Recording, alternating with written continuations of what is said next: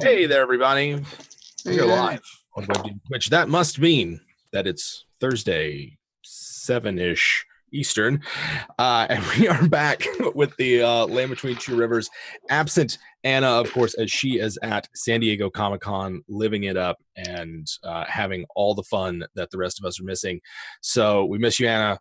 Hope you have a great time. Today on Land Between Two Rivers, we're going to sort of delve back in to the exploits of our reluctant heroes. But before then, let's hear from our players. Grant, how have you been? Jim Davis and all you Grantomaniacs watching on the Twitch and reading on the Twitters. It's so hard for me to sit over here at my streaming computer knowing that the last time we were here, we had an NPC villain bamf away like Nightcrawler and the Uncanny X-Men, when the only bamfs that are allowed to exist in the Land Between Two Rivers are right here. Woo! The prettiest faces, these badass mofos right here. There's not an orc, drow, or bugbear in Tradestown that does not know who we are. You know what time it is? Well, there's so many diamonds on my Rolex that I can't tell what time it is. We're talking to the Rolex-wearing, diamond ring-wearing, kiss-stealing, wheeling-dealing, limousine-riding, jet-flying son of a gun. And I'm having a hard time keeping these alligators down. Woo! Excellent. Pro wrestling, of course, huge influence on the Land Between Two Rivers. Thanks to Grant. Lindsay, how are you? I am doing super duper spiffy. I'm back into the player's seat this week. We can't playing. hear you. You can't hear me. Oh wait, that's me. I can hear you fine. Yeah. Okay. Sorry, that was me. My bad. Oh, okay, all right. Hi. Take two. I'm having you're round for good. Hi, I'm Lindy, and I'm super excited to be here, back in the player's seat this week, playing Mer Valentine, the Tiefling Bard, who just is totally innocent and never dream of murdering people for personal gain ever. Never. And I'm super hyped. I can't wait to see what tonight has in store for us. Excellent. EK, how are you? Why you always get me when I'm like checking the notes or something like that? Like I'm looking at the camera and then I like look away to do something else. And it's like TK. It's like, oh. Question for It's you. so you can do this. You're always up after Lindy. Oh, yeah. You're right. This is actually the first time I've noticed. I just thought it was at random. You're checking your notes. So yeah, I know that you pay special attention once the game starts. TK, how are you? I'm having a great time. It's been a delightful couple of weeks. A little less stress than usual on Thursdays, but now my baby's got to come out of the desert and see what's in store. Yes. I'm ready. Excellent. And of course, San Diego Comic-Con. Josh, how are you? Everyone, these new portraits that you see come courtesy of Josh at Beard for Charity, who I believe you've got some commission slots open now. Yeah, I'm always ready to talk biz. Gotcha. But yes, how are you? Biz. I'm fine. I am pretty good. Actually, I'm feeling great because we got these portraits out and they're looking good, and happy to be here and happy to play again with my favorite crew. Love you guys. Oh. Thank you very much. Heartfelt moment. Thank you. We are here today courtesy, in part, by Tabletop Loot. You should go check them out. They've got awesome kinds of dice. They've got every time I see them and they're on like social media or whatever, they've got like a different kind of dice. And so I don't know what sort of magical dice genie that they've conjured in their production warehouse and changed to it where they make their dice wishes come true. But they make awesome dice, and you should check them out if that's what you need.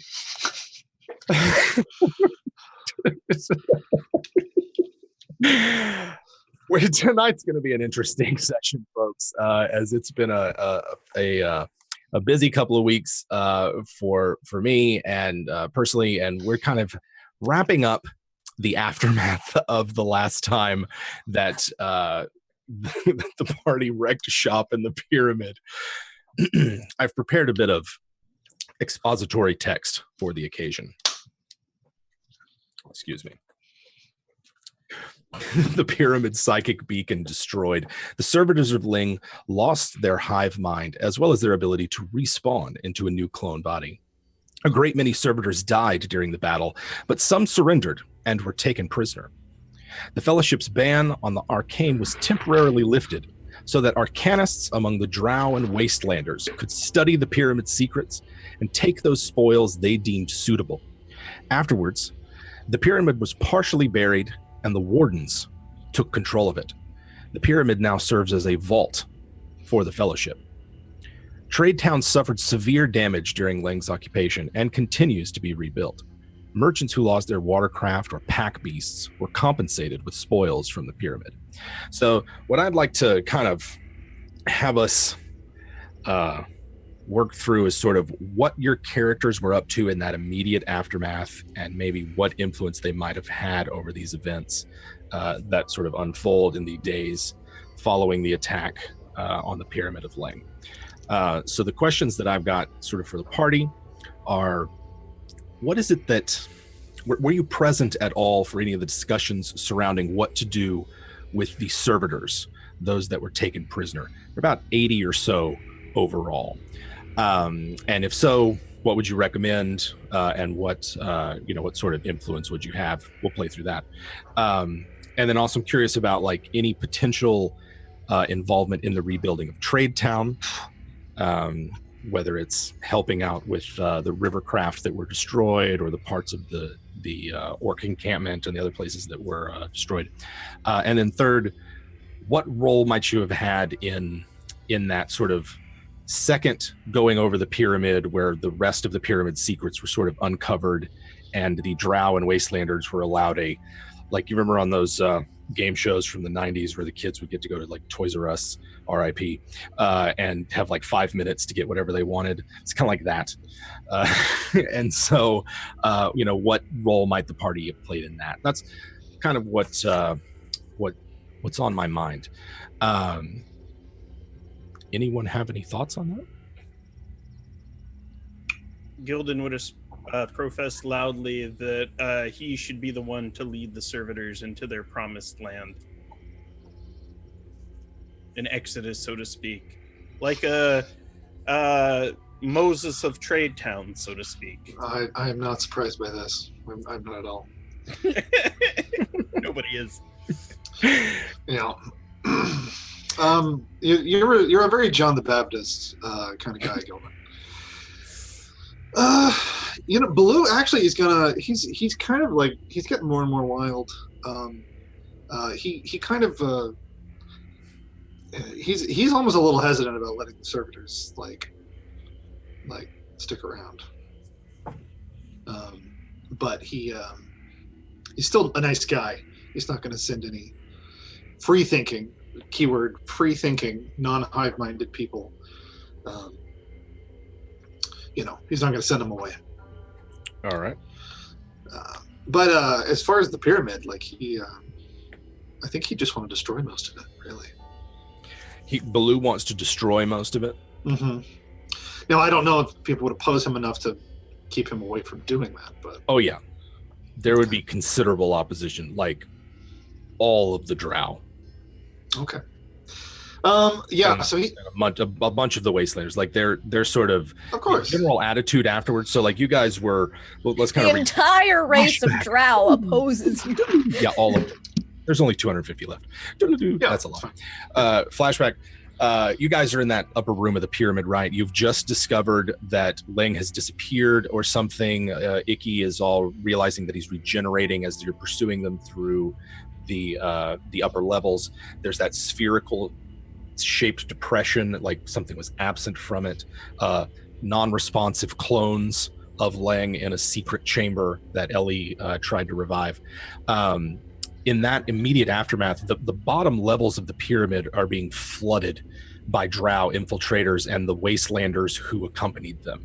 And that's followed by a wave of the Fellowship with their elementals and their whatever, right? So you really only had, let's say, 10 minutes to get what you wanted before everyone else gets in. And most of the lower levels were thoroughly looted by the time any order was established. So it was more of the Fellowship was more like, they've already taken some, we might as well just say like, you know what, thanks for helping us out, take what you want. We're about to bury it all. That's kind of what happens in the day afterwards. If Baloo wants to interject in some of that, you're welcome to.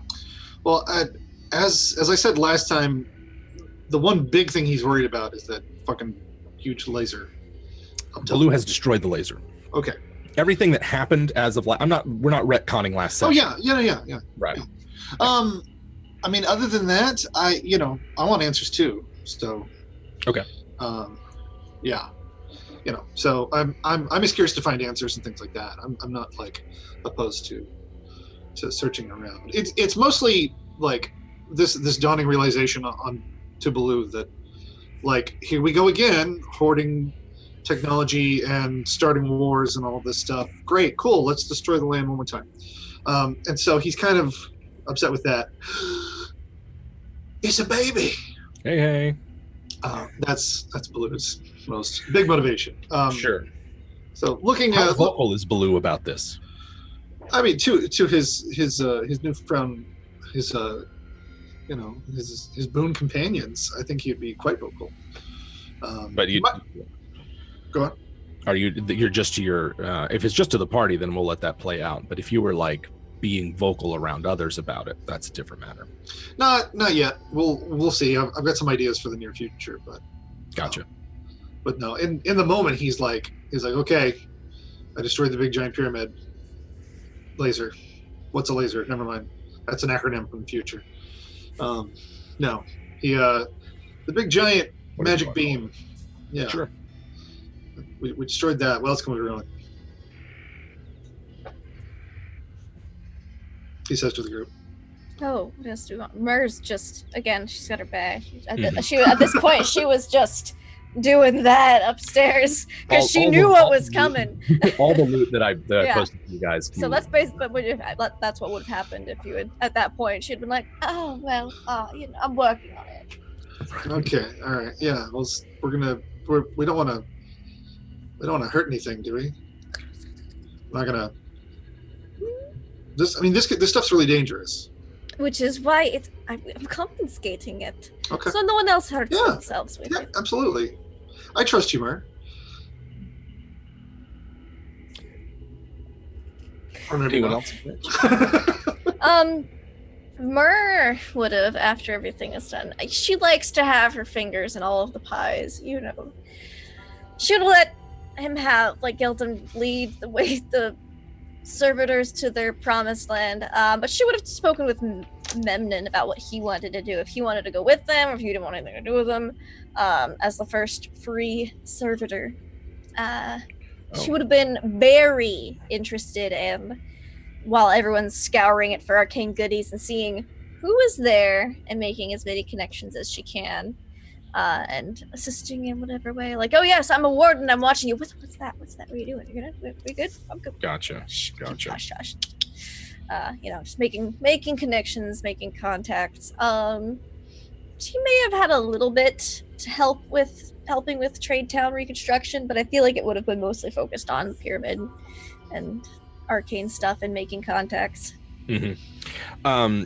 Go ahead and make me just a general charisma check. General charisma check? Yeah, no proficiency. Okay.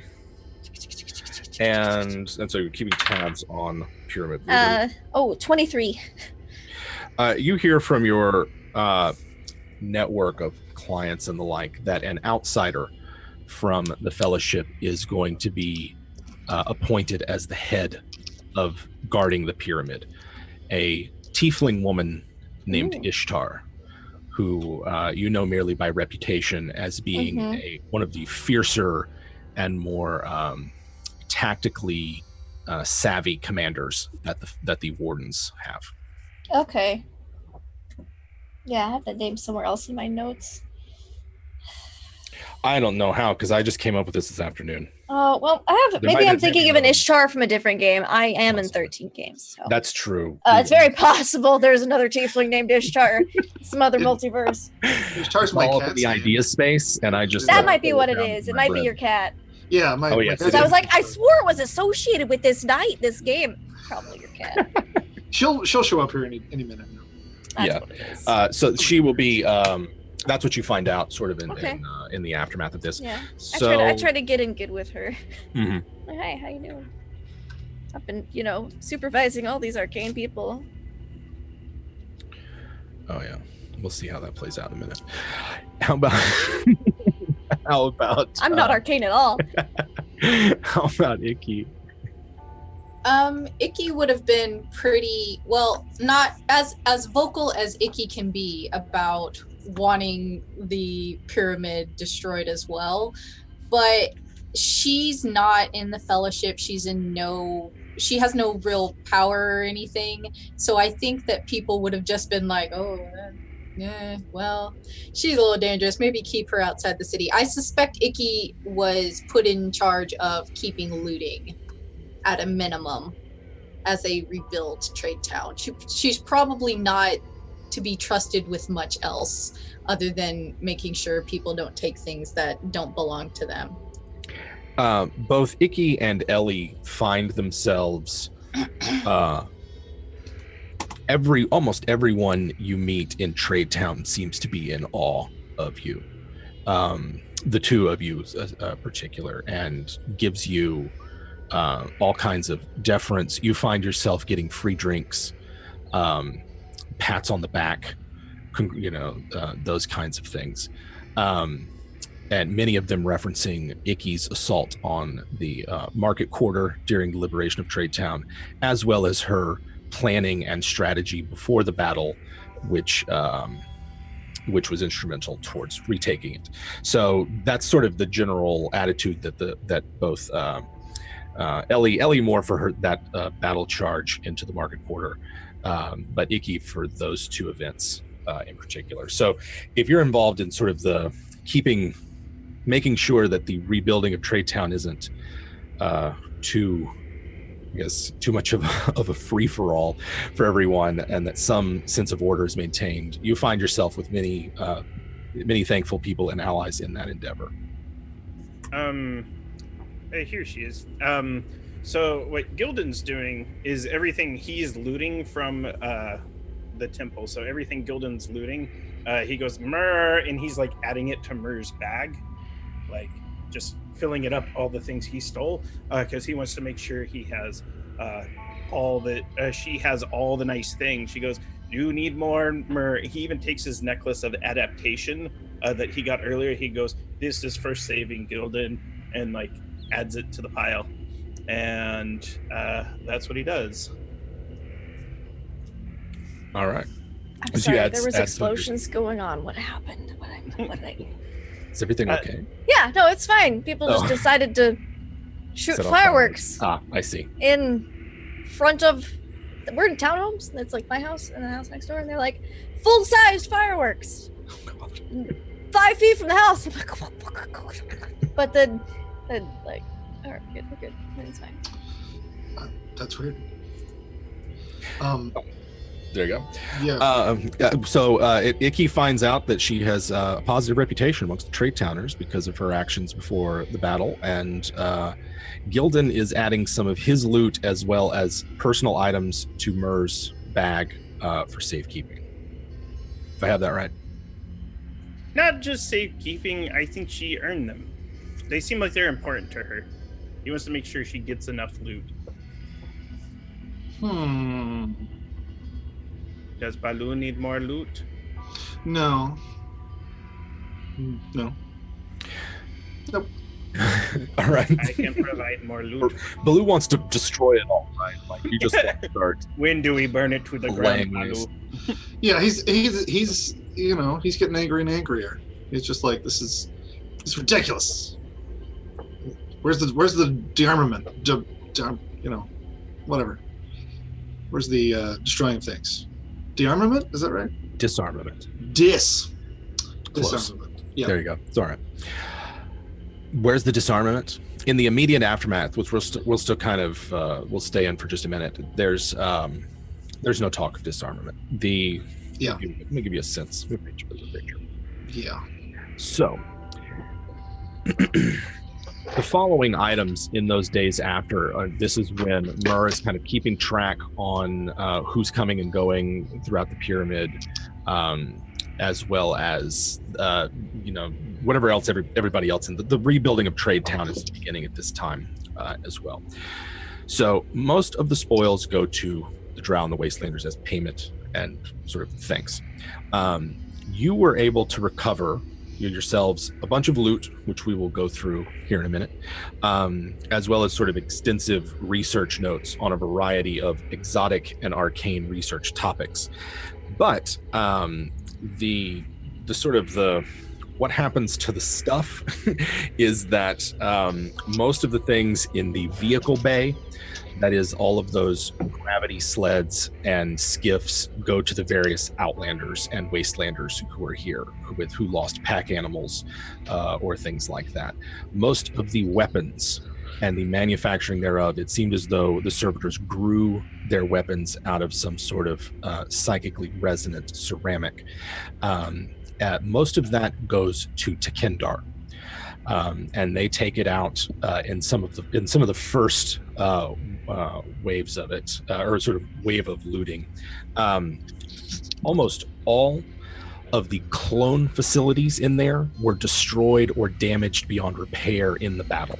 So there is an entire sub-level there, which consisted of 4 giant vats where can't remember if we described this, but there's like a formless pink goo that is taken and then through a series of stages molded into a servitor. That was a fierce last stand of some of the servitors in the pyramid, and most of those facilities were damaged. Of course, y'all destroyed the psychic resonance crystal, which ran through the central core of the pyramid and powered the entire thing. The feedback through that burned out most of the circuitry and other arcane tech that powered this thing, and it's now just the earth elementals that all of the fellowship summoned could not lift it, and so they decided to bury it. That's why it was buried. You'll remember that there was a balcony on the 5th floor where Lang's sort of receiving room was. That is now the entrance to the pyramid, and just the tiniest little bit of it pokes out of the far shore across from Trade Town. Within 3 days, that has happened. At any point, your characters can be involved in some of that and have some influence, perhaps. But that's the broad strokes of what happens in the 3 days after the pyramid. Gildan wants to know if the town will gift the peak of the pyramid to him as a home closer to Trade Town, should they need him.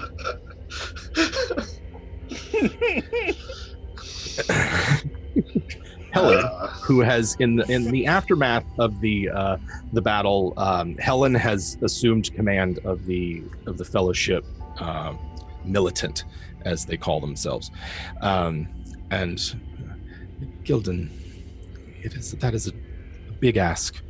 You understand? It's a little room. Yes. Just the tip. Tell him. That feels like giving you a mile, Gildan. I have earned a mile. I have gone to hell. I do not know the ultimate fate of what will happen with the pyramid, Gildan. However, its new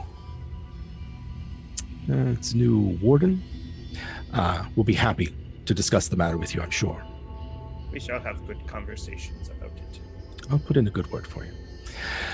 And at this point, she's equally as curious as to how you are holding up, given that you were held captive in there for several hours before liberated.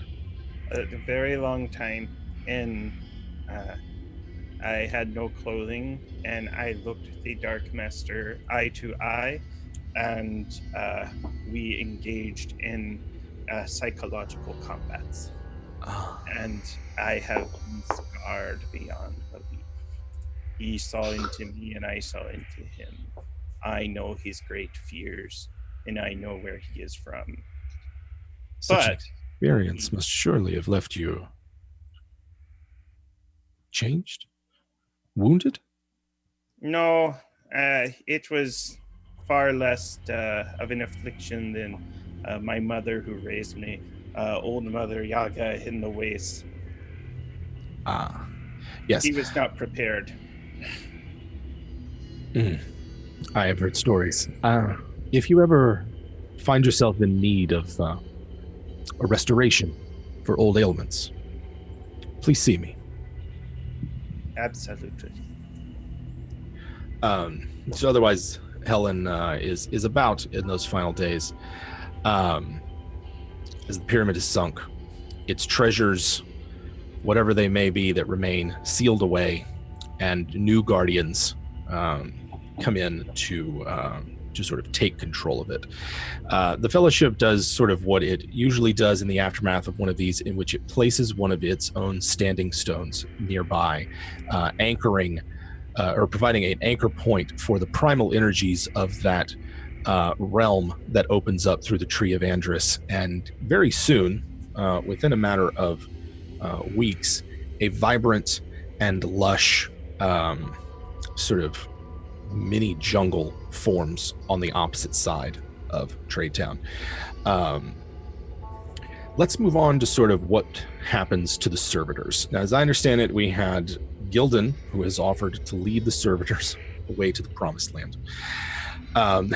We had Baloo, who seemed to sort of was like, you don't want anything to do with them, but you don't want to see them like killed or otherwise, sent away to their doom. Myrrh thinks that Memnon Wrath should be perhaps have a say in that, if not, I guess, take the lead. And I don't think Icky expressed an opinion on the servitors. Icky doesn't really have an opinion beyond if we don't eat them, they will eat us. But that's how Icky feels about everyone. So she actually thinks of them as more human now, than more people now than where they were before. Mm-hmm. So it takes them. It does not take them very long to start developing individualized personalities.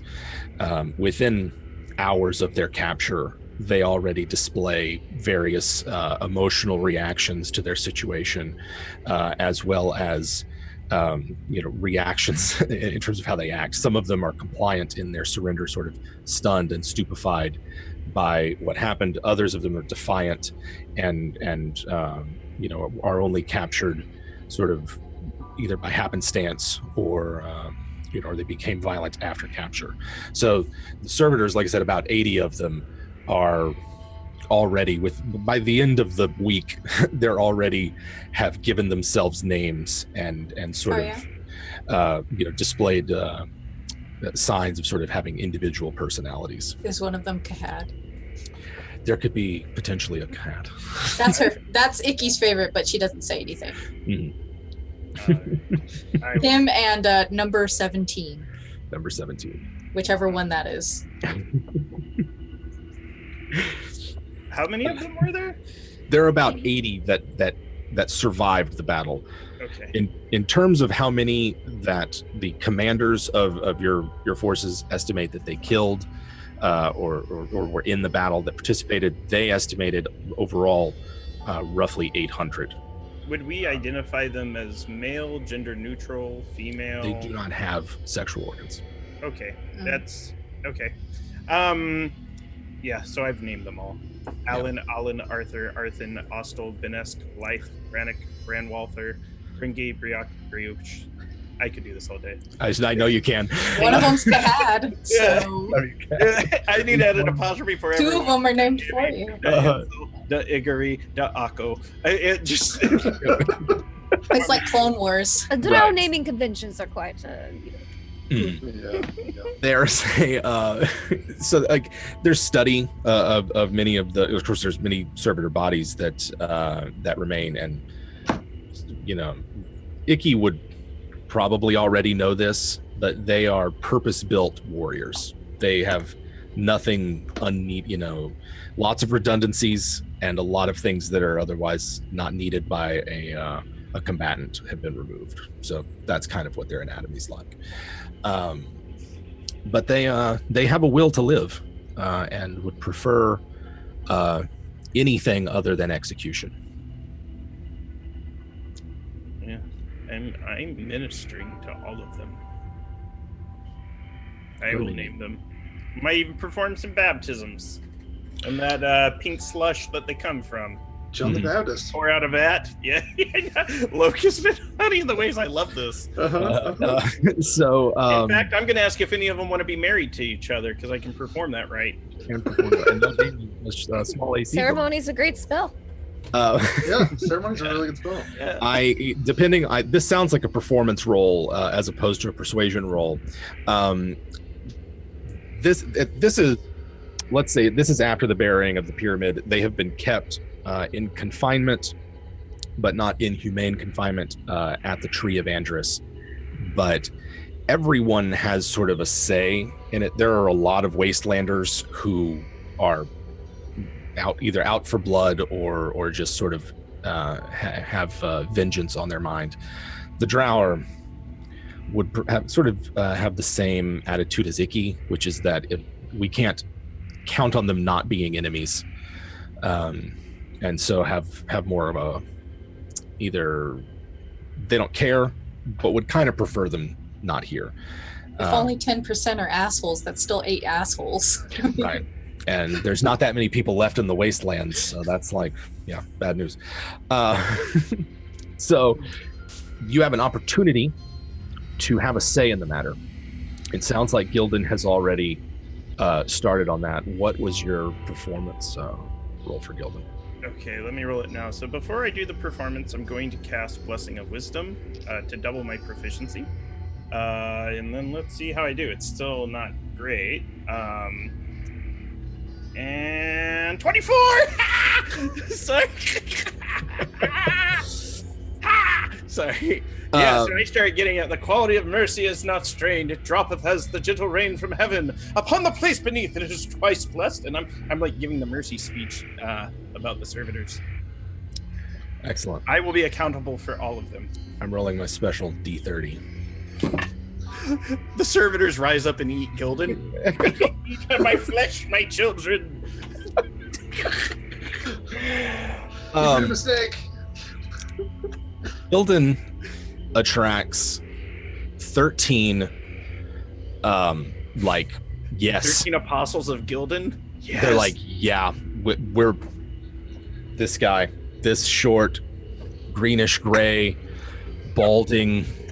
We're just face palms. I'm only balding because they pluck my hairs. Yeah. There are others that are on the fence. But off the bat, this sort of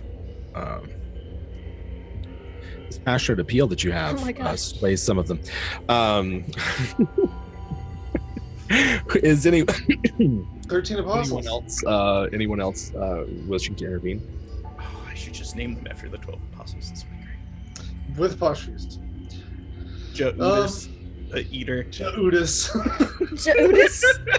Eater. My favorite. Jaudus. Man. Jaudus. There's Icky hates it. She hates it. So let's say like this. Icky is like sort of helping with the rebuilding of Trade Town at some point. I think that's probably where it sounds like Ellie's either with Icky or Myrrh, probably Baloo. You know, she's around, hanging out and smiling. But Gildan you didn't, after this sort of appeal to let you live on the top of the pyramid, it seems like you probably went and started working on these servitors maybe while everyone else was preoccupied. So at some point, everyone else is at the tree and you know, Gildan's already sort of works some of his magic. But there is the debate up about whether or not the servitors should be, what to do with them. And indeed, Memnon is there, but sort of on the sideline. You can tell that he's not particularly keen to get involved, but also very interested in what's happening. Yeah, because he's probably included just by association into that group, isn't he? So, yeah, she kind of asks, while it's talking on, slide over to him, like, is there some place in particular you wish to go? I'm assuming they will include you with the rest of the servitors. If I had my way, I would depart with your kin and live with them. It seems as though they're more hospitable. They're very hospitable, aren't they? I will see what I can do, as you have been very good friend. Bows. He still wears a mask and heavily Mhm. robed. Yeah. Yeah. Yeah, Mer will then try to finagle her way with the drow because she's got family. Like, hey, you thought he was cool, right? He knows some stuff about some of the loot y'all just got. Why don't you take him back with y'all? And then whatever with the rest of the servitors. Bemnon's taken care of. That's her main guy. That's your main guy. I mean, if you mention that you know that you have someone who knows how to work this stuff they just took, they'll, you know, who is it? If you remember him. Yes. Memnon, yes. Bring him to our tents. We will see that he is taken care of. Will do. I'll just turn him invisible and send him on his way. Memnon who? He ain't here. We must be talking about the 80 other servitors.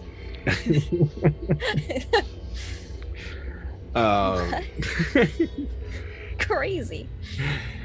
Then, all right. So, Mer then sort of she would make sure that they were not treated too harshly because they were mind controlled, mind hived. She felt that to a certain extent. So, yeah, they the drow there's some in the Beltane who are interested in them as they're interested in them for slaves. But for the most part, most everyone here that has the most vocal opinion is like they need to be. They're just lumps of whatever. They need to be slain. They need to be executed. That's what most of the wastelanders want. They don't want them out. They don't want to encounter them out in the wastes. Yeah. Well, they can't reproduce. So. What if they reproduce through mitosis? That doesn't help your argument. They're just like, well, see, they're just not even, you know. Life finds a way. Life finds a way. I mean, I find them fairly repugnant as beings, but I mean, the more I think about it, they are developing minds. Yeah, we're going to slay them all. You should have done it when they were all a connected hive mind. Yeah. What did Ziggy say? I didn't catch that. Oh, it's fine. Icky's against both slavery and extermination. Yeah. Mer's argument is if you were going to exterminate them, you should have done them when they were all a connected hive mind. Now they're individuals. Yeah. Yeah. In fact, I suppose Ellie would probably argue for compassion on their part, and Icky would probably side with Ellie. I feel like Ellie is chooses compassion more often than not.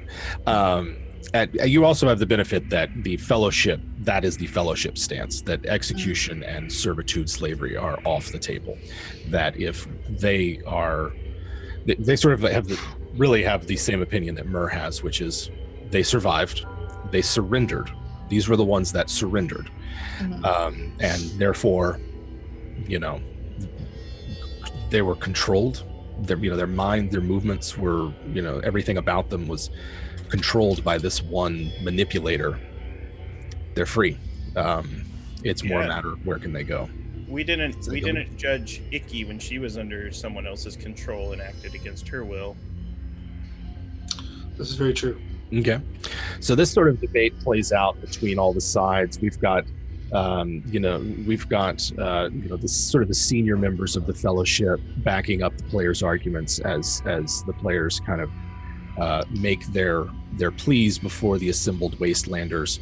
I would like everyone, because it does sound like you guys are united for the most part, at least in that they live, to make me individual charisma checks to see what the individual reactions of everyone. Not persuasion? Yeah, if you have persuasion, that's fine. Okay. Sure, persuasion is good. I like persuasion. I have a +11 in that. Well, get ready for these sweet negatives. You would have. I think that you certainly have the help. You're certainly assisted in this. It's a 27. 27. Was that with advantage? Oh no, that's not with advantage. Do we both get advantage? Everyone. That's a 29. Oh, sweet. Oh, that's even better. Oh, that's great. JK. I was like, oh, that's awesome. Then I rolled an 11 and a 12, so she's a lizard folk. Like, I don't know what you guys were. She states her opinion, and then that's it. Yeah, the kobolds stand up and clap. I'm mostly looking if anyone has a seriously botched roll, say single digits or lower. No, Does that describe 16. 16 was 16? Icky, what did you get? I got a 12. Oh, 12. 12 is what you got. Exactly. Okay. And then Gildan has already made his roll. You got a 29. Of course you did. I'm very persuasive. Right. Well, in this instance, it's probably a case that you are making the fellowship's point. You know, with the senior members of the fellowship sort of backing you up, and in this particular moment, it is a That sort makes of you look good for the fellowship. Like, right. look. Exactly. See, many of the Wastelanders are persuaded, and they see the logic in both. Both your arguments, as well as they are not hard-hearted, or at least many of them are not, and can sort of see the developing, solidarity that they might have with these people stuck on this world like they are. There is still a good quarter of the Wastelanders who are sore about it, but they're not like a braying mob that you have to worry about. So now the question is... Their individuality is maturing. It'd be like slaughtering children. I don't know what you want to do for that. Indeed. Now the question is, what do we do with them? I never murder children. I'm going to teach them how to survive in the waste. Yeah, probably some sort of, as much as Mur hates to say it, probably a crash course in survival with Gildan would not be a bad idea. I want to take them south, as far south as I can, past where the lizard folk live. So we do have some downtime coming up for the party, and I'm giving the party a good chunk of time. I'd like to give you guys 90 days of downtime to do with what you want. That is, as Grant seems giddy at the thought of 90 days. How many goblin babies can I make in 90 days? I don't know, maybe a constitution check. Wait, what? That's what I do in my games too. How many goblins would let you make babies with them in 90? I think He's Blue a would have celebrity something to say. now. I think you Blue all have a degree of celebrity and notoriety, particularly with Trade Town. Everyone is sort of Baloo is sort of gets the same kind of free drink treatment, but it's Icky and Ellie in particular because of their attack on the market and whatnot.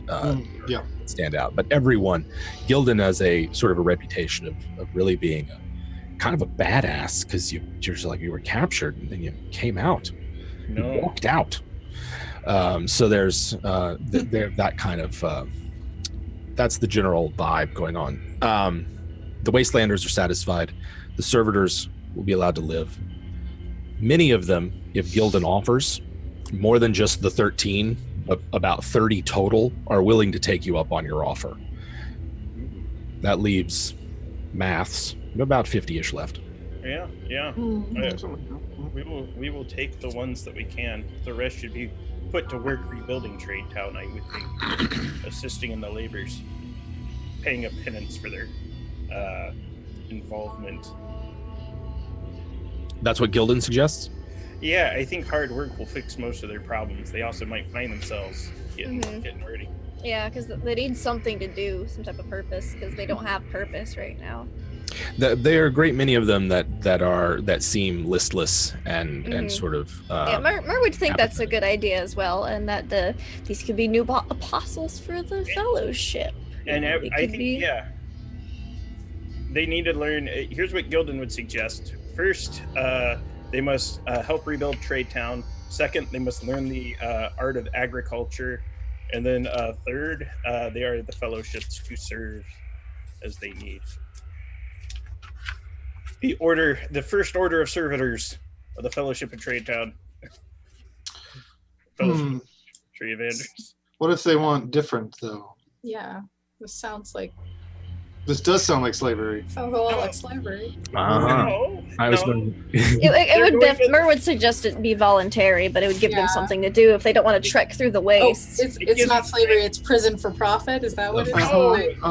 What? Mer would never. They get to figure out. They get to figure out. They get to learn figure something. out what they really want during it, and they can learn a trade and a craft, and then go off into the world to build Servitor Town. Gildan's suggestion of having the 50 of them help rebuild Trade Town is very popular. Many of the people of Trade Town and the like are very sort of like, we're fine with them living, but we would rather them not stay, given what they did to the place. I'm really not happy that Gildan's become this like shifty, sleazy politician now too. Yeah, like I'm for every servitor. Yeah, I think he's super cool with like restitution for war crimes, but when it comes to like serving the Fellowship, Icky doesn't like the Fellowship. Icky doesn't trust the Fellowship, so she's kind of like, that sounds like the Fellowship gets a free army. The Fellowship doesn't want them. That good. Is Icky doesn't want the Fellowship to want them. The sort of the elders, they will. That's what they let Mer know. Okay. Mer is sort of their mouthpiece. Sure. Whereas, they're willing if they want to stay. Then, if there are servitors who wish to stay, because there's some that wish to travel, so I'm assuming the others that don't want to travel, they might want to stay. Yeah, once it becomes aware that there is an option, the many of them perk up and begin to voice their own opinions. Okay, that's good. Yeah. I better not come back from the waste and find a shanty town for the servitors outside, like trade. No, like, so if we could check out the hex map, if our illustrious producer could help us out here a second. So, like, the hex map of the Lamb-Tree Two Rivers, there's the tree that sits at the sort of confluence of the two rivers. There we go, right there. Our WASD 20 map. There's a whole big mass of irrigated land, canals that run through it just north of there. That's where the bulk of the people that live here reside. Most of the land is like crisscrossed by canals. There's great big tall grasses that hide the villages from predators and anyone that might wander in. And it would be easy enough to settle the servitors there and allow them their own independent commune, as long as they agreed to follow the Fellowship's rules. They would otherwise be allowed to govern themselves. Yes.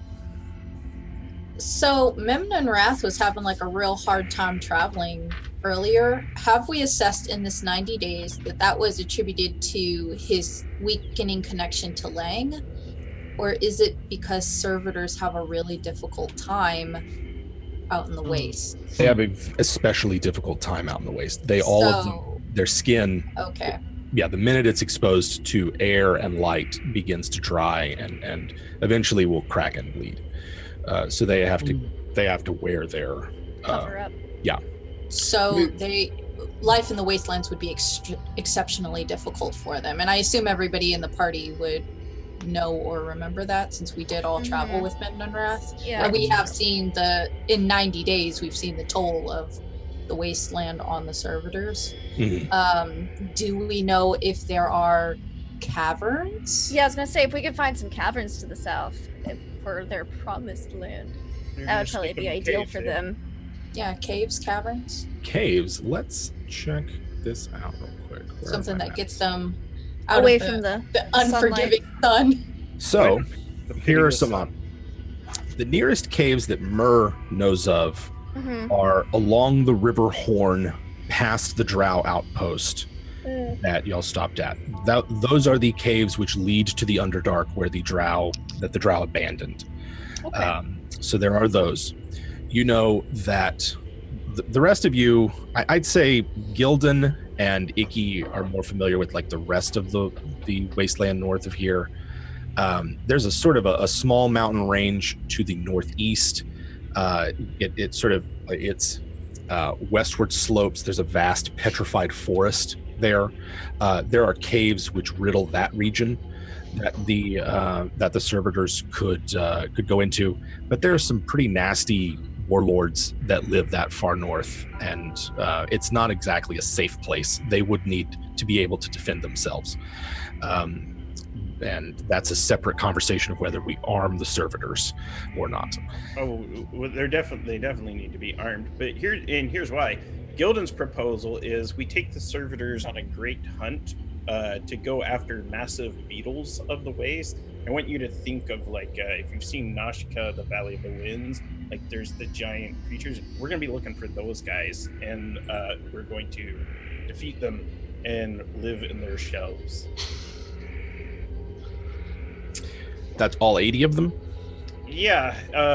Our only other option is to go into caves with pointed sticks, and if things come into the caves, we poke them with the sticks. That's what humans did for many years. But I think these guys need to go on a great hunt. Sure. It's how they will find. It's essentially their test to pass from servitor into into a full disciple of Gildan. All right. It's I mean, you got at least 30 of them that are willing to do that. Yeah, we must arm ourselves. All right. Gildan begins to lead his faction out of the camp, I'm assuming, because they're not going to let them arm themselves here. Is anyone advocating for them to stay with the Fellowship and in their own independent commune? You don't have to. I mean, no. Once they have an option, you said they start having opinions whether to leave or to stay. What do they see? The ones that want to stay, do they kind of have an idea of what they want to do, or do they just we just don't want to go? They would prefer. Many of them would prefer a place where life is easy, and if the Fellowship is saying we'll teach you how to live here, we'll give you. Look, I got news for you, servitors. I don't want to be the ones to tell you about the Easter Bunny, but right. I mean, they're used to a life where their psyche is shunted from force-grown body to force-grown body and used for whatever purpose the mad time traveler had. Life in the hot grassy marshland of the Fellowship sounds like a paradise. So there are some. Allow me to roll my D30.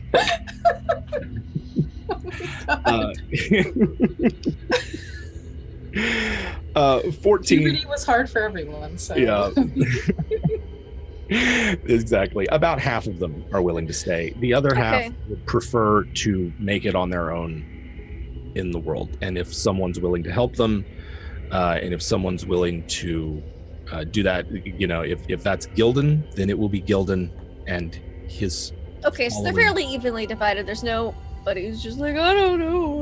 Yeah, they're not. Yeah, if they are anything, it's that once the idea of a choice is presented, they have opinions. Oh, cool. That's nice. That's good. That's really neat. Mur would advocate that they're taught how to live in the land because they are not from here. Mm-hmm. That it would be cruel not to at least teach them, and maybe give them. It's just gonna sound awful, like a reservation. This is your land. You guys can live here. This episode. Tackle high moral and ethical questions here on Twitch. Which is saying something. Listen, because they're not the natives. At least we're giving them their own spot. This is the twist. You can see what Pruitt's had to put up with all these years. He just wanted to kill orcs in a room somewhere. Yeah, I'm fine with that. Mur advocates them getting some like a township of land somewhere where they are taught how to live here and they can live on their own. Yeah. And be good. Yeah. A trade town schedule where they're like, yes, you are permitted to come into trade town to trade for goods these days out of the month. Oh, what are you gonna do? Make them wear a star on their chest next? How dare you? First of all, look, let's are we gonna hit all the points? Please, let's have this conversation. Let's talk about this. Yes, let's treat them as. Go for it. I'm looking right at you. I'm gonna come for you. Yeah. Oh my god. Okay, so Okay. is there any way we can leverage the knowledge that we have of their physical issues that they can't go in the sun to be like, look, they're always going to be here. Right. There is that, whatever township they build in the hinterlands of the Fellowship is going to be, suitable to their I would assume kind of like dugout style. Dugout style. Perhaps the whole thing covered in a canopy. Just Blue would suggest something. Blue? Yes. At this point, approaching Icky, Blue would say, "Do you think you and possibly, some of your kobold friends?"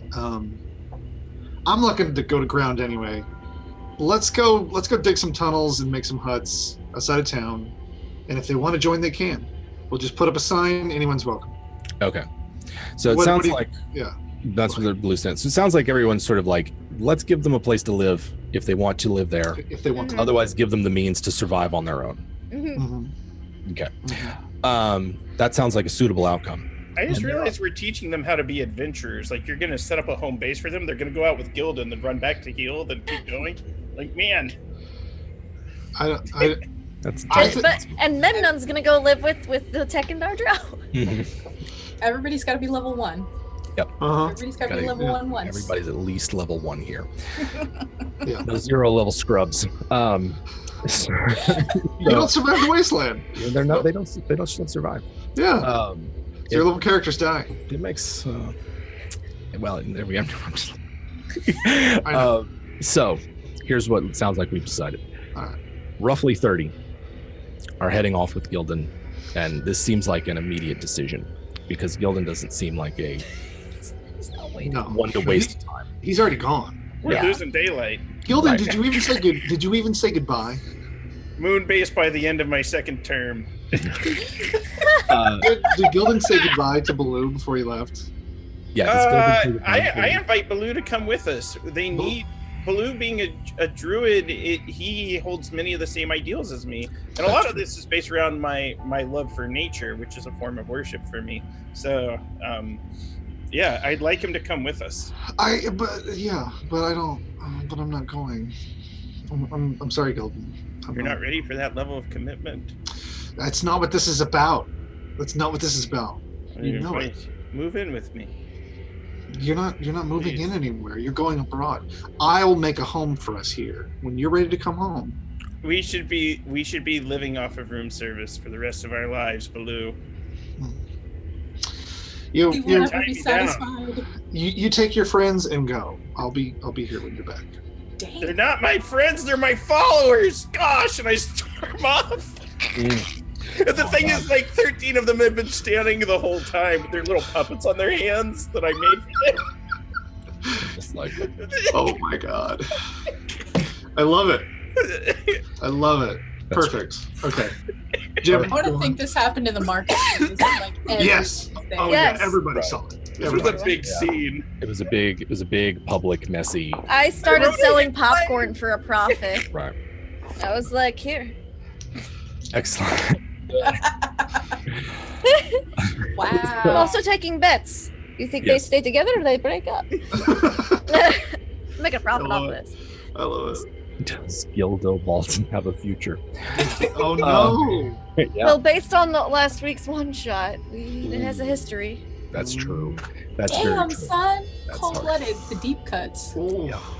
So, about 30 of them are heading off with Gildan right now on a great hunt. The remaining half are willing to stay and learn to live according to the Fellowship's rules and will assist with the reconstruction of Trade Town before going off to form their own independent commune. The remaining 25 are willing to try their luck and mostly stick together, and are, to those who will give them advice or whatever, they will take it. And the Fellowship give them all kinds of things. All kinds. The Fellowship sends them off with what they need. Tell the brother there's a really cool portal. Oh no. They might. I don't know. It's not here, so they might be willing to try their luck. Yeah. Yeah. Give them some names of some people to talk to if they make it that far. And so the remaining 25 will in the days following Gildan's departure will depart themselves, different direction, but will try to make it on their own.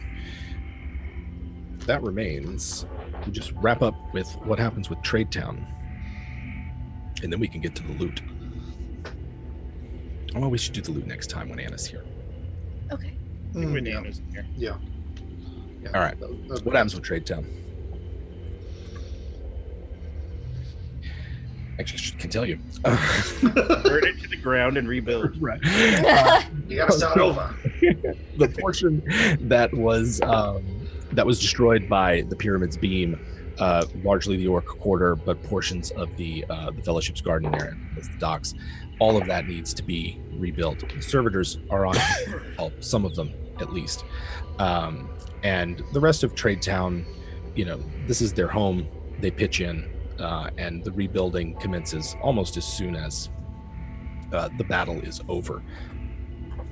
The question I have is there anything that that the players want to do? Now, this is Gildan, you're off on your great hunt and the like. So if anyone else, we basically have 90 days of downtime coming up. So I'm curious about two things. Are you involved at all in the rebuilding of Trade Town, which will be ongoing through the downtime? And if not, what do you otherwise do with that downtime? Mer supervises a little bit, but not much. She'll give moral support. You're doing a great job. Here are coupons for if you need people need moral boosts. I'll be like, here's my business card. Have a great time. Here's coupons. Here you go. That's what she does to boost morale in Trade Town. She'll play some music too. I guess that always helps people. Oh yeah, work. Music Good is music.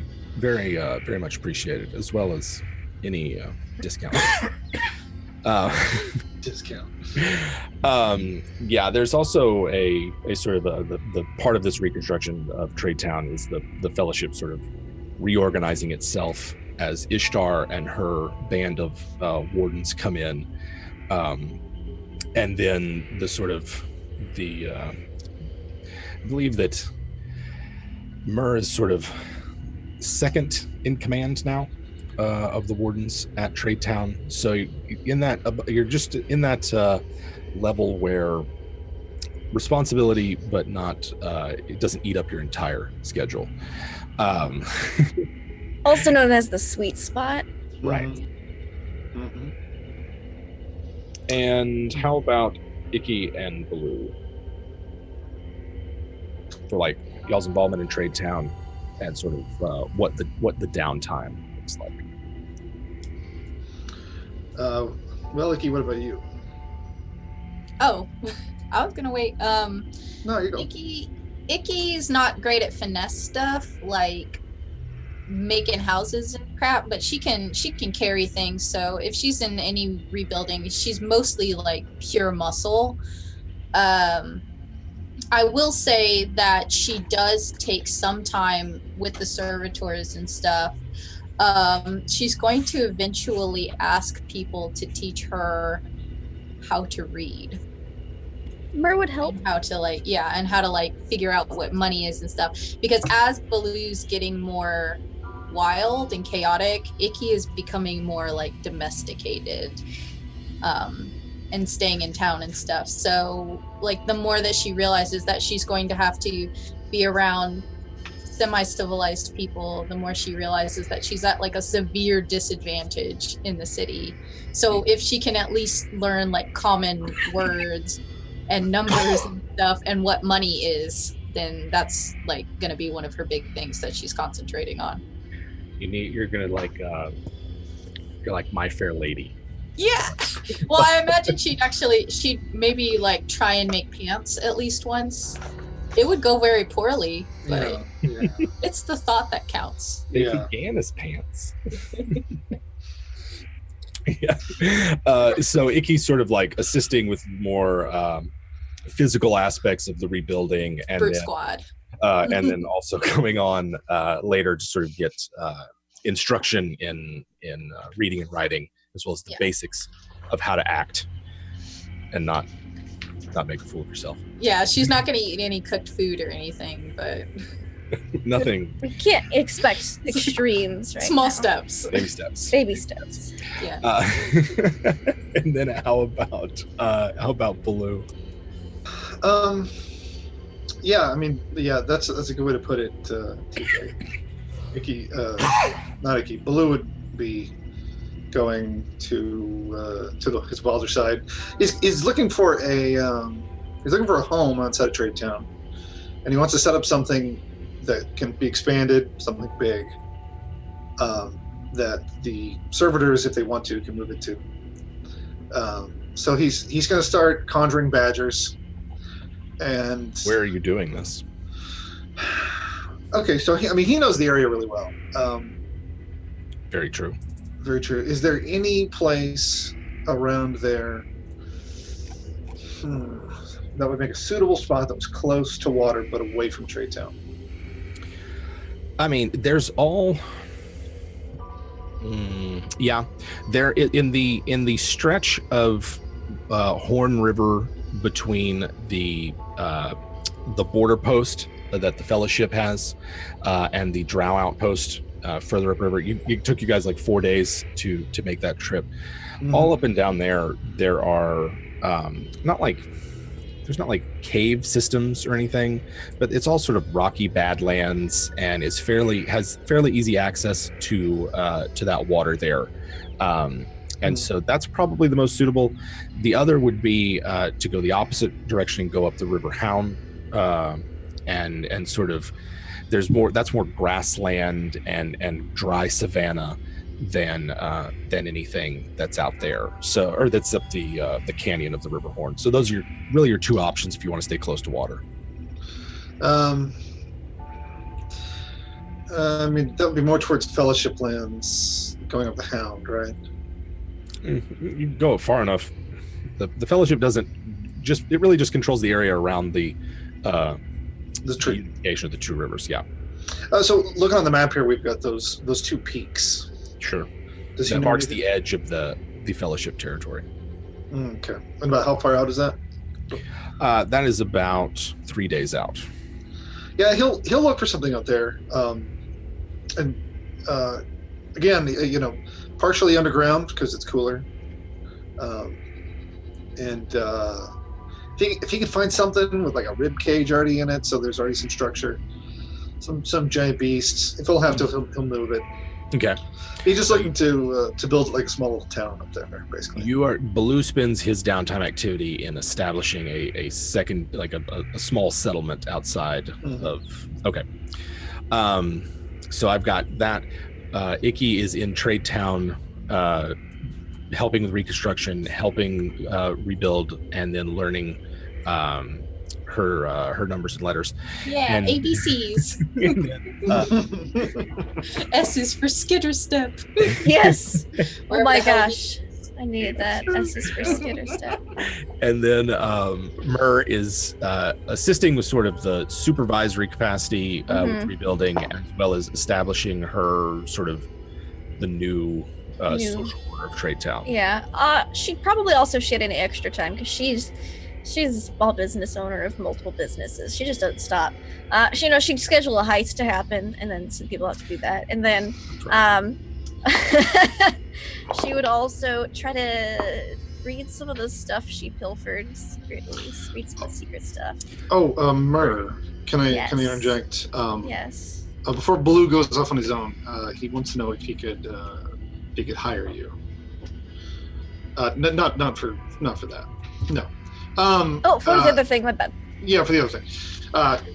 Keep an eye on. Depends on which side of the face. Yeah, which side? Keep an eye on the Fellowship, and always. Yeah, I'm afraid they're militarizing. That would be terrible. We don't want that. No. Or would you? No. Okay. All right. Good. don't want that at all. That is Okay. the exact opposite of what I want the Fellowship to do. Okay, good. Yes. I just don't trust it. Oh, I don't trust me either. This is why I am That's trying why to work my way up. 'Cause if I'm on top, things You can do it. change. You can do what you want on top. Yeah. I've keep learned it- this with much experience. Well, we'll keep at it, and I'll pay you something. I don't know. I I'm don't think- sure we can work something. Yeah, I'll get you something. All right, go have fun doing whatever it is you're doing. Don't die. I'm gonna dig some holes if you want to send people out here to help, but you don't have to. I could probably find a few. That's fine. Just gonna be hanging out with my badgers, digging holes. Okay. There you go. So that's what we're doing. Then I go back and I turn into a corner and I read like a secret book. Right. So we've got the downtime activity for 3. Gildan, something has been going on in the backstage chat. I've been trying not to pay attention. I saw something about brides. Which one? Our backstage chat. Oh, yeah. So day 1, I have to cast. I'm using all my spell slots to cast dedication. This allows them to join my faith. So they're going to be dedicated to my god's service. And for the first day, they get a little bonus to saving throw. But the most important thing is that they are dedicated to the service of Baba Yaga. And the second day, I went to follow just the first 13. I went to be purely dedicated. The rest need to they need to come of age. That's kind of our next thing, where we're going to do the coming of age, where we're going to go out and we're going to hunt the great beast that we might create a home. I need Gildan to make me a survival roll. All right, this is what I'm best at. So a survival, and that's my face on the Twitch screen. So I'm using Roll20 for these because I lost most of my dice playing this game. 19. 19. I hope it wasn't this one. Which direction do you take them in? North, south, east, or west? We're headed south. South. South takes you Southwestern. Okay, south by southwest. There is a where's my little map? Mostly rocky desert, and then sort of a dry, dusty, sandy desert that Gildan would know as the Yellow Wastes. I wonder how many of these servitors I could trick to go out into the desert and just die of. Sorry. There's one way to get rid of them. No. They must walk the Great Walk. All right. Yeah. So we've come to the Yellow Wastes. Yeah, you've come to the Yellow Wastes. Yeah, we're gonna need to trek into those wastes looking for great creatures, great monsters, and then there are all sorts of like giant sandworms and. Oh my god. Yeah, we need to hollow one out, make a home for these guys. Mm-hmm. 19 survival. They are hardy in the ways. They don't seem to require anything to eat or drink, and just sort of have their own kind of vital juices, cycles of energy. they have periods of lethargy and sort of indolence, but they have other times where they have a sort of furious activity, and in that respect they are not that ill-suited for desert life, and inside their protective garments and armor are otherwise seem to be not necessarily immune to the heat, but just not as bothered by it. These are my kind of people. In each night, as we're doing this, which may even just been today, Like, I want us to all gather round and perform a religious ceremony and attempt to make contact with the great wise woman of the waste herself, right down to the drugs I did with that guy in the first episode. So it's like, yeah, if we ever get in like a lot of danger, everyone huddles up, and I cast Spirit Guardians at maximum level, so we can be like, defend them, puppets. Right.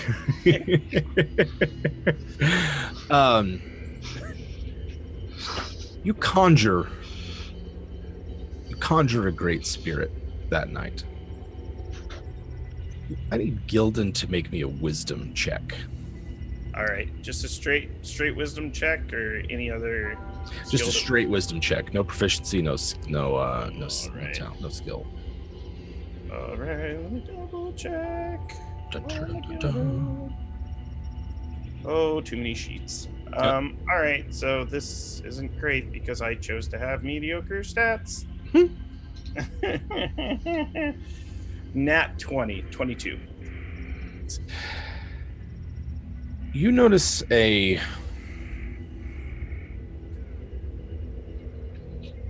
great spirit, Yaga, and she shows up. It feels different to Gildan. You always, I guess, know it as sort of the kind of I don't know what you'd call it, abusive love, domineering, manipulative kind of presence, but also one that has taught you great lessons that allowed you to survive out here. And you don't feel Yaga's gaze.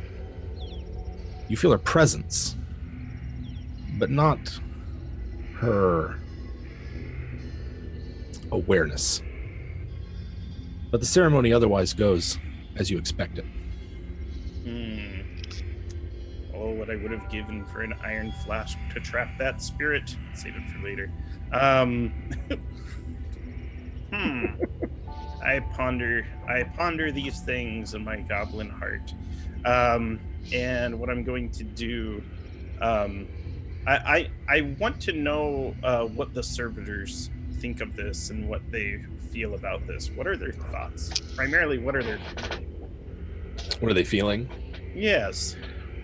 They feel what they describe as a very familiar sort of presence.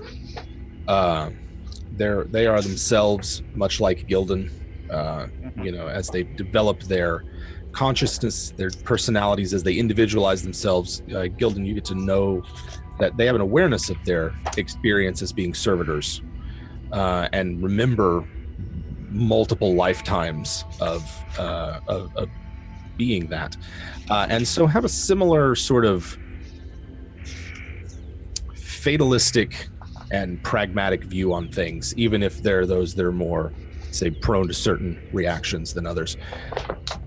They take the ceremony in stride and understand it more as this is a world of powerful beings that can come and go with very little effort.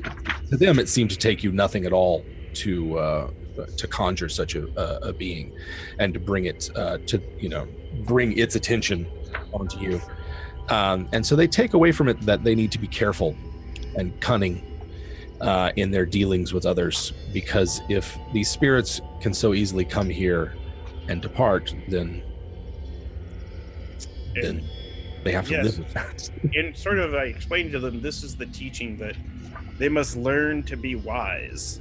And they must learn that the spirits, they're always watching, they're always walking, which is why it's so important that we find them a safe place to live and protection. Wait, I saw someone in chat say Spelljammer. Yes, I wish we find a wrecked Spelljammer for them to live in, like a hammer ship. Mm-hmm. It's the servitor's new house. Out here in the desert. There are a great many things that hide out in the Yellow Wastes. Whole city have been swallowed by these dunes, as well as the closer, like if you're in the Yellow Waste, if you go south, you eventually get to sort of a poisonous sea, or at least it's the closest thing any of you would know to be a sea or a large body of water. But it's not a pleasant or natural place. Oceans are missed. There are wrecks and other stranger things besides in the Yellow Waste. Your 19 survival roll is successful. You can hunt down one of these great sandworms, and with the 30 of you, I think it's less a matter of do they bring it down and more how many of them are lost in the process. If you wouldn't mind, you probably can roll me a d30. Yeah? Yeah, I can totally do that. All right. I'm gonna lose them all. Possible. 16. 16. Oof. Well, a little over half. We'll remember them. A little over half perish in the event. Why don't you give me an idea of what this hunt looks like and sort of the immediate aftermath of it as your downtime activity, and then we'll get on. Yeah, so the way it looks is I'm teaching them that the first thing they must do is to deceive the worm by setting out bait. I show them how this works by being the bait myself. So I strip down to my nothings and I wander off into the waste. And then what I do is I start poking mounds with a sharp stick until I poke something that isn't too far beneath the surface. And then I run like mad. And then with our bone spears and our glass clubs, I assume for whatever reason, we found like shattered glass out there. And it's just like, hey, we can swing shattered glass at things. We essentially, I told them the best way to kill the worm is from within. So we must go into its mouth and stab its more tender portions. However, we must be strong, or it will digest us. I can cast magic and kind of protect myself from the digestive fluids. Servitors, those that did not hearken unto the words of the prophet and wandered off astray, were devoured by the great acids. But we had that night, we cast funeral rites, because we were going to do that ceremony, and we buried them, and we set up a home and a cemetery. And this is Servitor Town now. All right. Excellent. I will write that down. The downtime passes. There's not really seasons in the land between two rivers. There are phases, though. There is a hot season and a wet season. Because the land between two rivers does experience maybe a day or two of rain, maybe once a year. Residents of this land will know that the hot time of the year is especially bad. The orcs call it the unseen eye of their dead god that casts its hateful gaze over the world that spurned it in an attempt to burn away the last of the life. There is an invisible sun somewhere that drifts over the planet. And during this time of the year, it casts its sort of invisible rays down. And this is, I think you guys might remember when we were trekking across the desert, I said that you were all inured to extreme heat. You don't suffer fatigue from being out in the desert so long as you are not wearing heavy clothes or heavy armor. That's all gone. The entire land is bathed in a sort of crimson red, which does not go away.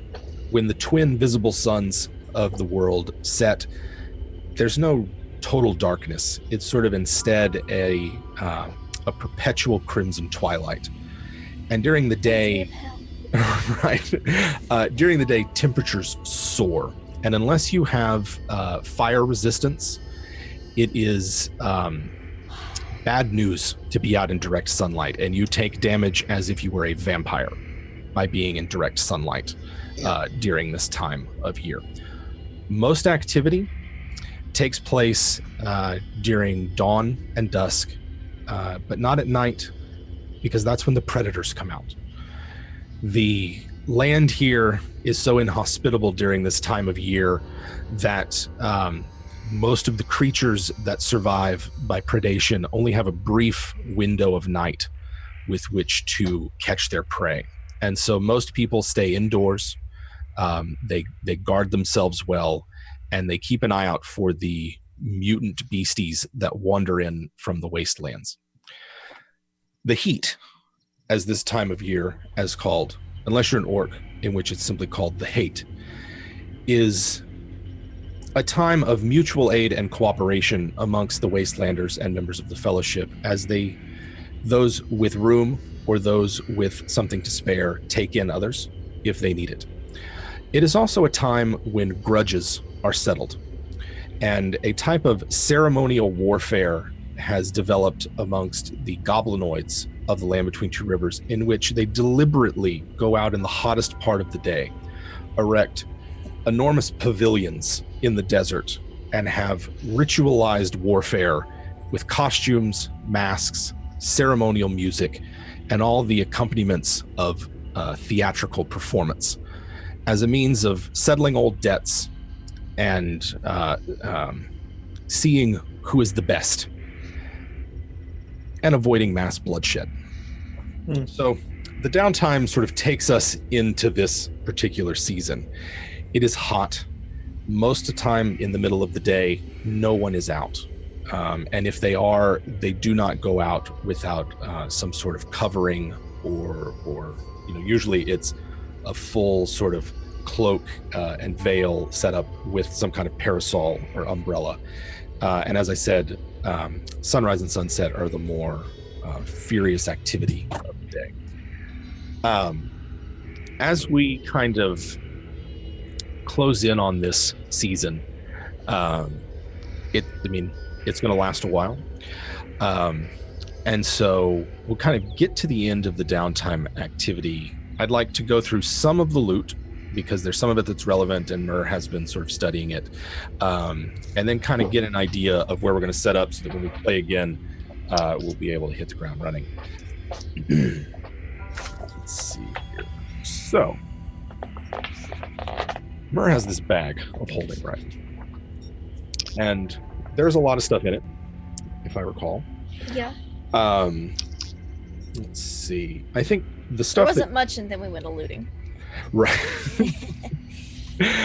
There are two sets of notes. You took research notes related to cloning and research notes related to time travel. Yes. If I'm not mistaken. Here's some tidbits from that.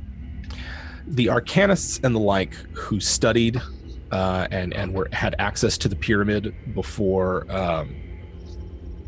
it was sealed off have spent their downtime developing several new spells, which the arcane community of Trade Town cannot stop talking about, and which prove particularly troublesome and worrisome for the Fellowship, as it seems as though the consequences of allowing arcanists and the like to have access. I pretend to be worried, but I'm as giddy as a schoolgirl on the inside. I'm just like, ooh, new spells.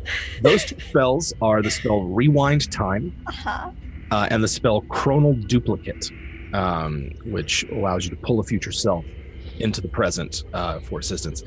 I have shared those spells with the party, and anyone who's eligible to take them will they are available. So that's one thing. And it is those two spells, the presence of them is a headache for the wardens. There's all sorts of who's responsible, no one seems to know. I have no idea. They also seem to be magics that no one's mastered yet, because it's one of those things where people have talked about them, but no one's seen them yet. So that's one thing incidental to Mur's own research. Does she think that bards could use these spells? They're certainly eligible for magical secrets. Okay, well, every spell's available for magical secrets. I was just seeing if I didn't have to wait till level 10 if I could get it. Did you get? You didn't get any at 6. No, that's lore only. That's lore only. Yeah, might be a while. Um, An arcane caster. that's true. That's true. Bards are arcane casters. I don't know. Let me think about it. My initial impulse was wizard, sword, warlock only, but you are right. Bards are arcane casters. The other research. Yes. There's all sorts of clone research. There's like necromantic golems, psionic constructs, cell-grown simulacra, holographic ghosts. It seems as though the research materials that you have are exhaustive and explore a great many. I don't necessarily hate bards, catalyst creation.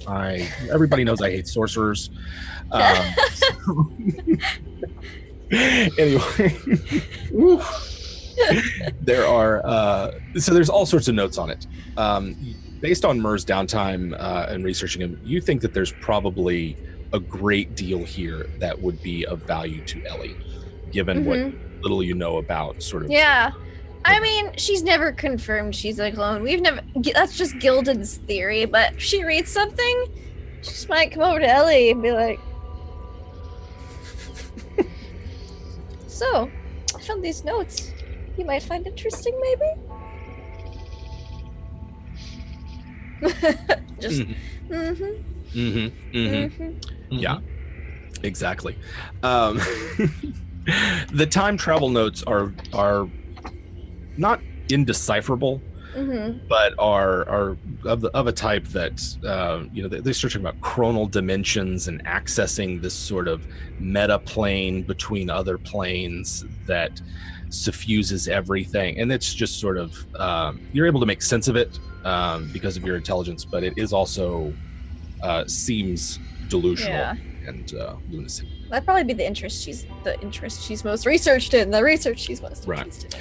It'll take a while to crack all those. It's gonna be 90 days. In terms of everything else, Just sit out there with a book. This ain't hot. It's not that bad. It's not that bad. You can read all night. I know. Read all day. Everyone else is like, the sun, it burns us. I'm just topping up beach towel. I'm like, all right. You get that nice tan. Yeah, I gotta make sure my skin stays in. Yeah.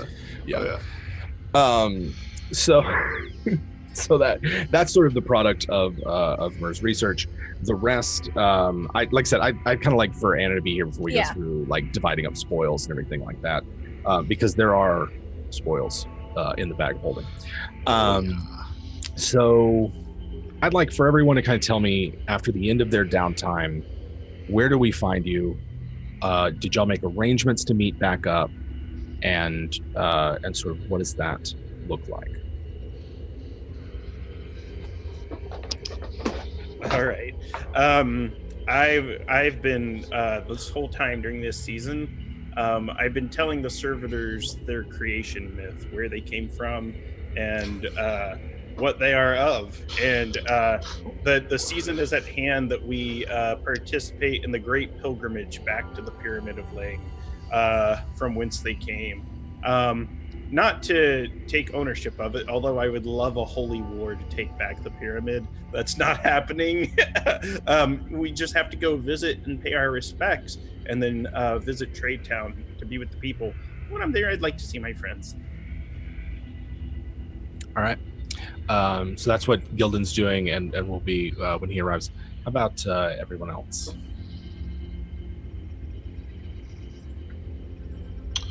Baloo. Yeah, Baloo. Yeah. Given the 90 days, about how okay. So during his time, yes, he is a badger and employs badgers. Sand badgers, whatever. Sure. Passes for a badger. Yeah. A large burrowing animal. Mm-hmm. He's going to make his little town up by those two peaks. Okay. And by town, he just means he's going to dig a lot, and he's going to make a lot of room and try to put as much structure as it is. He's kind of going to, if animals come to layer there, he's going to be fine with that. Mm-hmm. He doesn't really care. He just wants to make if previously it was the season of fire, ironically, now that it's hot, it's the season of Earth. He wants to dig and to find a home. He's also still listening for that voice of the land. So he's literally getting lower. Gotcha. Baloo reminds me of like the Ryan Gosling character in The Notebook. He's just like, I'm going to build a house and I don't know why. I love it. Yeah, right. Like probably maybe in the back of his mind, he's like, I can settle down with Gildan one day. Maybe not. Like a bird building a nest. Bird building a nest to attract a mate. It's probably not going to happen. Yeah. He said he wants to come home and visit his friends. He purposefully didn't say. I can just hear Ray Charles, "You Think You Know Me," in like the back of my head, and I'm just like, oh gosh. You drive me crazy, Gildan. How close to the river does Baloo make this abode? Probably fairly close. He's not necessarily worried about travelers coming and going. In fact, he kind of wants people to show up and show interest. I mean, there's like the wastelands, and there's sort of like, right, there's the sort of the core of the Fellowship lands. There's the hinterland where a lot of them live, and then there's these sort of surrounding wastelands. They're riddled with semi-permanent encampments. There's sort of a concept of a type of dwelling that's a communal dwelling, sort of like a hovel or a cave or something, where you come in, you leave something, take what you need, use it for as long as you need, and then leave. And it's sort of there for travelers and hermits and the like. So there's kind of a community of this sort of thing going on. And you can imagine in those 90 days, a variety of wasteland travelers stop by to ask what you're doing. Maybe some of them help if they're going to be resting for a few days. Sure. That's the sort of just the kind of general spirit of most people that you meet. And so it doesn't take you that long to dig out this sort of burrow type type structure. You're talking about doing like a town or just a dwelling? I mean, it's more than a dwelling, less than a town. What I'm trying to make is kind of a grove. This is the wasteland version of the Druid Grove, basically. Gotcha. It's kind of what he's starting to establish, but he wants that to be communal. Baloo's very he might be kind of going to the wilds, but so if this were like a gritty western, you would be the one with like the turf covered trading post with all the skins and trappings along the wall that's kind of like partially dug into the earth. Yeah. Like what I imagine is like there's a big obvious building, Gotcha. whether it's a mound or whatever, and then beneath it are a bunch of tunnels, maybe some secured openings up top to collect rainwater, maybe let in some light so that we can maybe start some plants going, some underground gardens. Okay. And setting up things, and pretty much what he wants to do is to make a place that anyone can come to, including these servitors, if they so choose, including his boyfriend, if he so chooses. But mostly, it's going to be for Baloo to come back to. Gotcha. Gonna have a home. Gotcha. So this happens, and those of you in Trade Town, it doesn't take long before others sort of, others notice that this is what Baloo's doing. So it's not exactly a secret what he's got going on out there. All right. How about Icky? Where does the end of the downtime find Icky? Icky spent a lot of time in the wastes, especially even during the hot periods. Icky usually will burrow underground and become one of those predators at night. She's used to doing that, but now she lives in a town, and getting near the end of the hot season, it's kind of like, I've been here a really long time. this is not great. This is not ideal. I know how to read now, but this is not amazing. So she probably goes and hangs out with Baloo out in the wastes, like as much as she can get away with.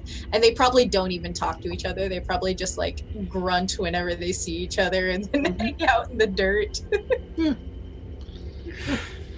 She goes and murders some manner of mutant creature at night and brings it back and they eat it, but they just like don't make eye contact at all. I like it. It's like a weird temporary roommate situation. Yeah. It's like this is just until the people that we actually like come back. Right. Yeah. I can imagine maybe Ellie splitting her time between there, wherever Burr is. We'll have to see next week where that is.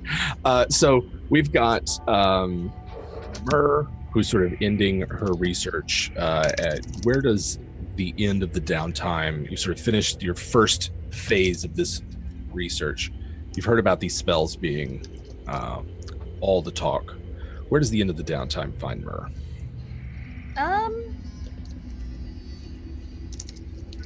She'd probably be very secretive about her own research and inquiries into this research. And if she did get caught as well, and it's under the pretense of the Fellowship being able to, trying to get a better handle on this situation. I'm being proactive as second in command of Trade Town now, y'all. Ooh. You guys. She's probably just doing her admin stuff, just because she knows Gildon's gonna come back. And when he does, it's probably gonna be some type of song that everyone's gonna hear and some glowy flashy lights. So she's just waiting for her peace and quiet to be disturbed. And getting as much done of her own personal agenda as she can at the time. Gotcha. I feel like she tried to be spending some time with Icky and Ellie as well. Okay. Teaching them both stuff and answering any questions, helping them out. Just hanging out. Mm-hmm. And she'd see Baloo's house, make sure everything's up to code. If not, then she'd forge papers to make sure that it is. I think at some point someone in the Fellowship would ask Myrrh, what's up with Baloo and why is he building this thing like 2 doors down? Well, you see, he's, when birds in the wasteland build a nest to try and attract a mate, that is basically what he is doing right now. He feels empty, and so he's creating more emptiness in the hopes that one day it will be filled. He is going through some issues right now. I think this is a constructive way to get it out. Well, Baloo is always aimless. Usually he's just eating and sleeping. Is this not a more productive side of him we have not seen before? Yeah, he's lost like 30 pounds. Yeah, he's getting in shape. He's getting in shape, yeah. If he hasn't caused any trouble, so very good. He is simply figuring himself out emotionally. There's a lot with him with the pyramid and Lang and his Gildan leaving. He's working himself out. Working himself out. Productively, yes. At that.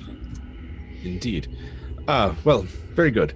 It's that or we have food stores go down. I much prefer this method. This is true. Very true.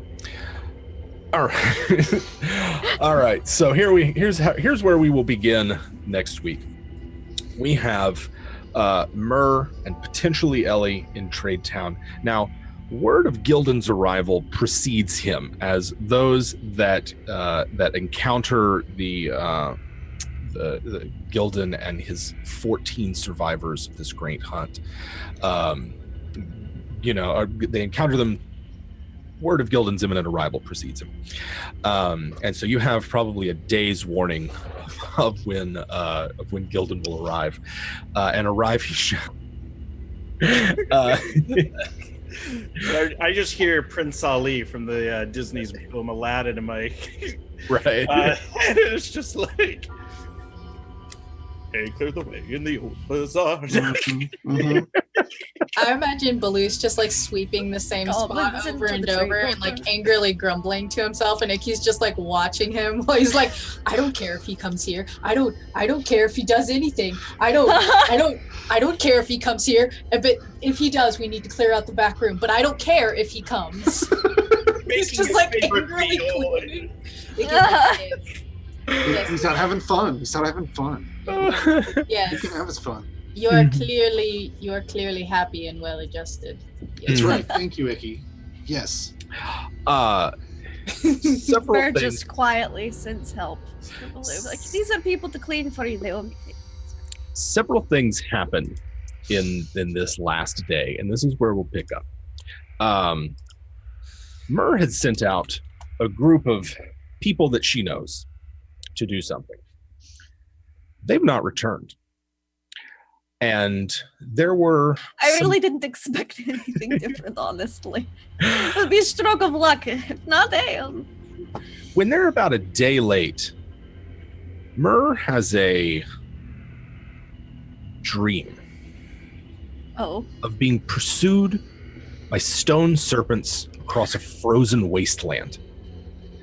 A blizzard obscures your vision and disguises how many of these stone serpents wrapping their rocky coils around you. Your magic ineffectual against their form. And Myr suffers the effects of a nightmare spell, meaning that night does not get the benefit of a long rest. And as I said, your group is about a day late. The other thing is that Myr calls upon a longtime client, right? Or someone perhaps she hasn't heard from in a while, and finds them strangely quiet and unwilling to communicate with Myr. And I think that's where we're going to pick up next week, ladies and gentlemen. We're going to call it a little early today, as we're without a full crew, and I don't want to get into too much of this action. Next week, we'll see about maybe some of these things that have happened to Myr, and Gildan's arrival, and perhaps reunion with Baloo. Although Gildan is approaching from the southwest, and Baloo is kind of to the northeast, trade town in between the two of them. He's got to come find me. Sure.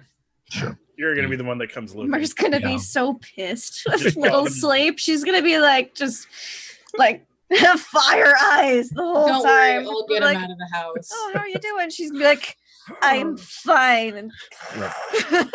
And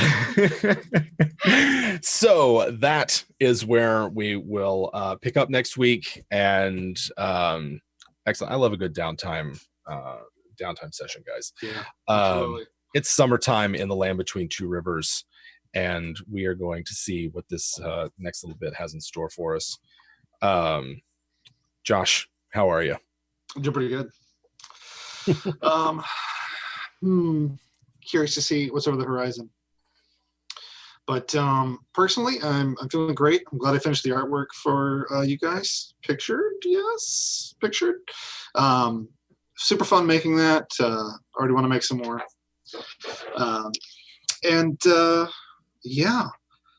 You can find me at Beard for Charity on places, mostly Twitter. But I'm setting up some of the stuff, including my own website. About my own website, excited about it. If you're looking for some art, check me out. I'm on Twitch a lot lately. In fact, I got a brand new schedule up. Monday, I don't even know. Monday, Tuesday, Wednesday, I'm on at about 7, I believe it is. And then Thursdays, I'm here. And in about an hour at 9, I'm going to be back up. So if you want to come check me out, do so. And we're gonna be sketching some new characters, actually.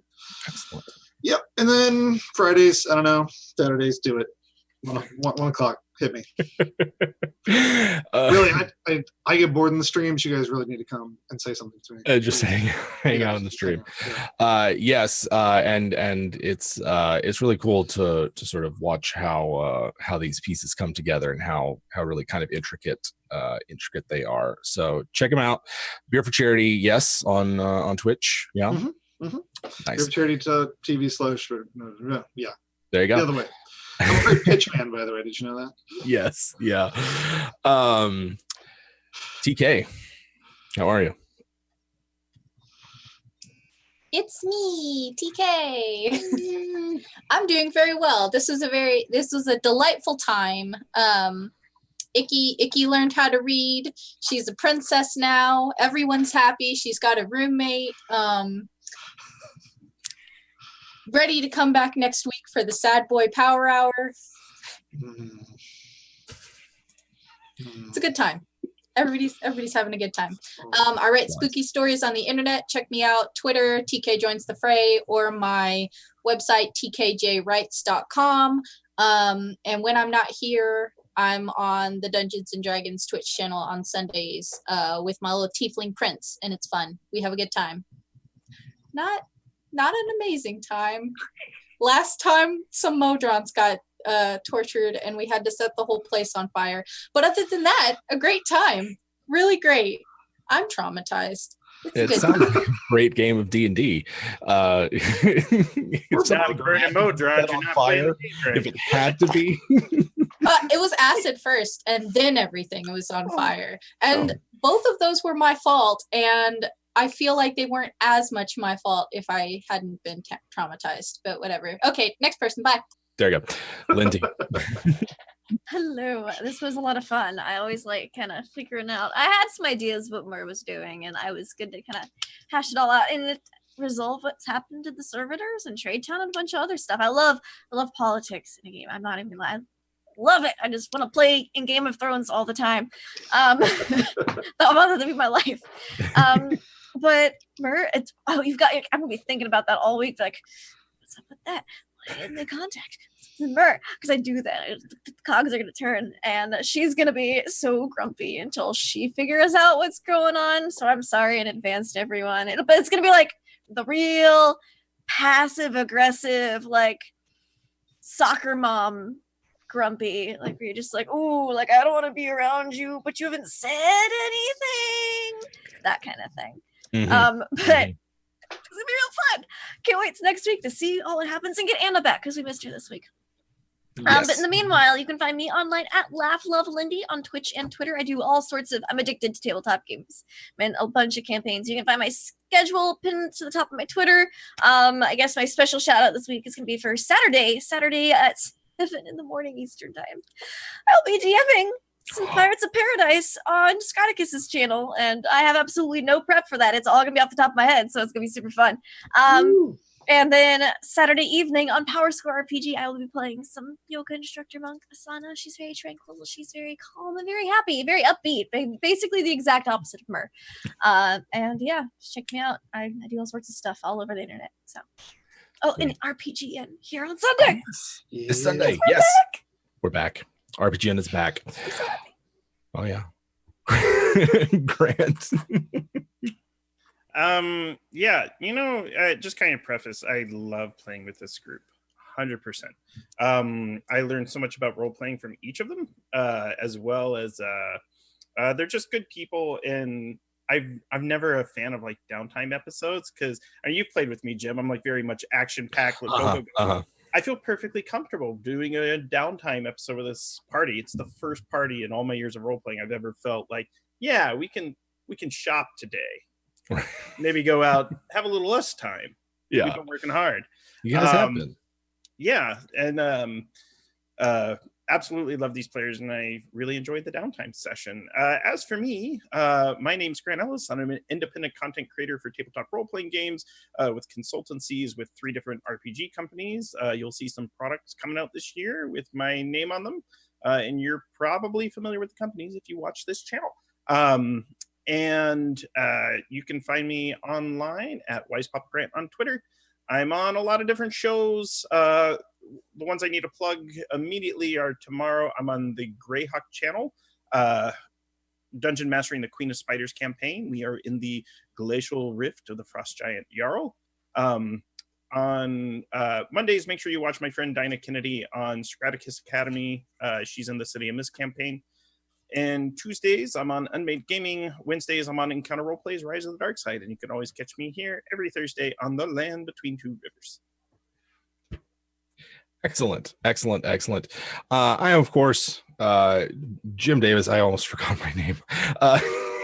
And which is partially why we're ending here a little early. I really love playing with you guys. It's not often that you can sort of deal with weighty issues of conscience and choice and what to do with prisoners and refugees and the like in a D&D game, because we also like to slay monsters and cast spells and the like. So it's fun to be able to have those kinds of extremes with the same group and the same party. Very fun. You can catch us here on Sundays for RPGN. That's like at what, 1 Central? Yeah, I should know better. Yes, thank you, Lindy.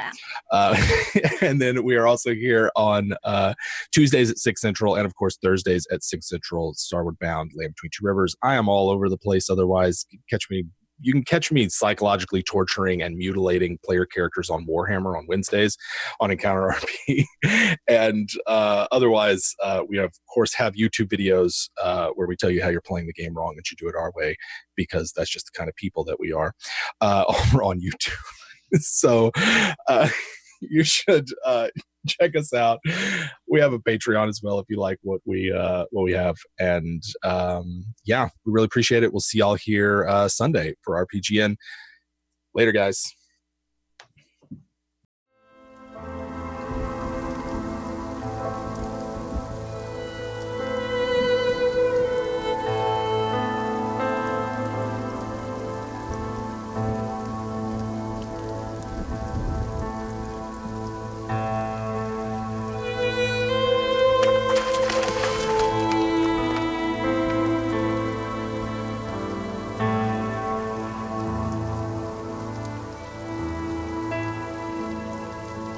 Bye.